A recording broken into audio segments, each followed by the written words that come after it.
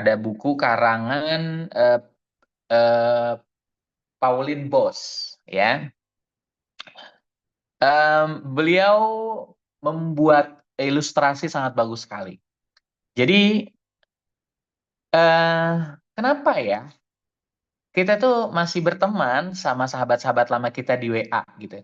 Tapi kok rasanya kadang kesepian. Nah, seiring berjalannya waktu nanti nih, ada yang di usia 20 tahun beranjak ke 25 tahun. Ada yang 25 tahun beranjak ke 30 tahun. Ada yang beranjak dari 30 tahun ke 35 tahun. Nantinya ini semua akan lama-lama merasa kehilangan. Kita mungkin bahagia. Kita mungkin ada yang bahagia. Tapi ternyata bahagianya itu semu. Atau bahkan ada di antara yang orang-orang yang merasakan justru dia ada kok, dia masih temenan sama saya, tapi ya cuma sekedar nge-save nomor aja gitu ya. Cuma sekedar aku tahu kemarin dia habis jalan-jalan kan ke apa namanya, ke Saudi, dia habis umroh kan gitu ya. Nah, kita cuma sekedar tahu itu, tapi kita tidak pernah tahu apakah mereka dapat memenuhi hal kebahagiaan psikologis kita. Nah, inilah yang perlu sama-sama nanti kita bahas tentang apa yang harus kita lakukan untuk memenuhi kebutuhan kita sebagai makhluk sosial. Jadi pada dasarnya, pada saat usia dewasa ini, ya, kita harus menyadari bahwa otak kita, ya, otak kita saat ini itu diprogram untuk memiliki koneksi. Jadi, masya Allah, tabarakallah, otak kita kan terdiri dari sel-sel syaraf ya yang saling terkoneksi. Allah udah menciptakan otak kita yang saling terkoneksi. Itu aja saraf yang satu dengan saraf yang lain. Itu kan seperti ilustrasi sahabat, ya. Jadi kita berteman dengan orang lain berteman dengan kita, orang lain lagi berteman dengan kita gitu ya. Jadi adanya koneksi. Nah, dari program otak aja Allah udah menciptakan bahwasannya kita itu adalah seseorang yang memang memerlukan dukungan sosial.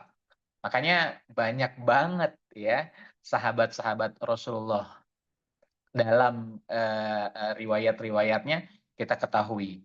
Nah, oleh karena itu dalam kondisi saat ini di usia-usia kita yang di atas 20 tahun, 30 tahun atau 40 tahun, pentingkah kita masih memiliki sahabat? Jawabannya adalah penting dan harus.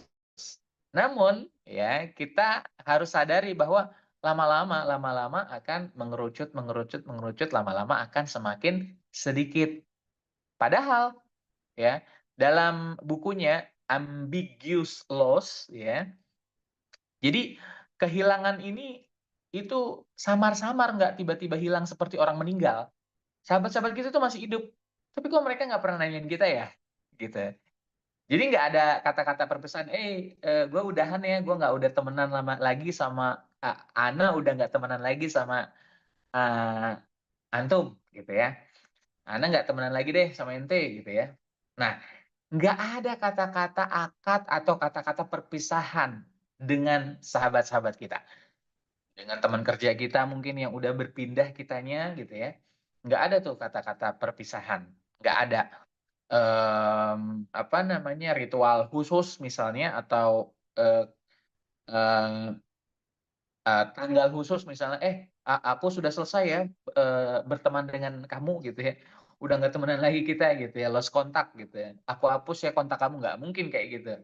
Nah, memang tidak ada kata-kata itu, tidak ada yang namanya, peresmian untuk berpisah dalam bersahabat, ya. Tapi kondisinya mereka kok tiba-tiba ngejauh ya? Nah, ini yang, mungkin ada beberapa di antara kita yang merasakan, termasuk apakah Kak Syarif merasakannya? Iya, merasakannya. Yang dulu misalnya teman SMA kita pada saat kuliah, itu masih intens banget berkomunikasi sama kita. Wah, pokoknya pada saat kita kuliah, kita kontak dekat banget dengan alumni-alumni SMA kita. Nah, tiba-tiba kita bekerja tuh lulus kuliah. Ketika kita bekerja, setelah kita lulus kuliah, kita sudah mulai berkurang. Misalnya tadinya berteman sama teman SMA ada 20 tuh masih terkoneksi. Nah, pada saat bekerja udah mulai berkurang jadi 10 orang atau bahkan jadi 5 orang. Nah, kenapa? Karena ada tambahan, ada teman kuliah sekarang yang lebih dominan. Tapi ketika kita berpindah kerja lagi, nah bekerja ini kan ada perbedaan ya. Kita misalnya nih, mengambil satu jurusan, psikologi gitu ya, bekerjanya itu ada di banyak lapangan kerja, misalnya ada yang kerja di rumah sakit, ada yang kerja di lembaga pendidikan, ada yang kerja di, eee apa namanya, perusahaan gitu ya, atau, industri gitu ya. Nah, ada yang juga di kepolisian gitu ya. Nah, masing-masing sudah berbeda urusannya. Akhirnya, kembalilah itu menjadi mengerucut. Jadi misalnya kalau saya nih fokusnya adalah di bidang pendidikan, ya saya akan berteman juga sama yang saat ini, fokusnya di bidang pendidikan. Bagaimana dengan yang di, industri? Apakah saya berteman? Iya, berteman masih, tapi sudah jarang kontaknya. Itulah yang disebut sebagai ambiguous loss. Jadi kehilangan yang semu atau kehilangan yang samar. Padahal mereka nggak, "Syarif, kita cuma teman ya, waktu itu doang, sekarang udah nggak," gitu. Dan saat ini masih teman gitu ya, tapi kan kondisinya tadi, inilah faktanya, bahwa semakin usianya bertambah, maka kita akan semakin kehilangan banyak sahabat. Nah, dalam hal ini kita akan, sedikit membahas tentang bagaimana rasanya dan perasaannya. Apakah sakit atau sedih? Iya, pasti pasti. Kita merasa lama-lama kok sahabat-sahabat saya sedikit ya? Kok jadinya kayak nggak ada yang mau sahabatan sama saya gitu, nggak gitu. Tapi memang itu sudah, kondisinya seiring berjalannya waktu lama-lama kondisi sahabat-sahabat kita juga sudah banyak urusan masing-masing.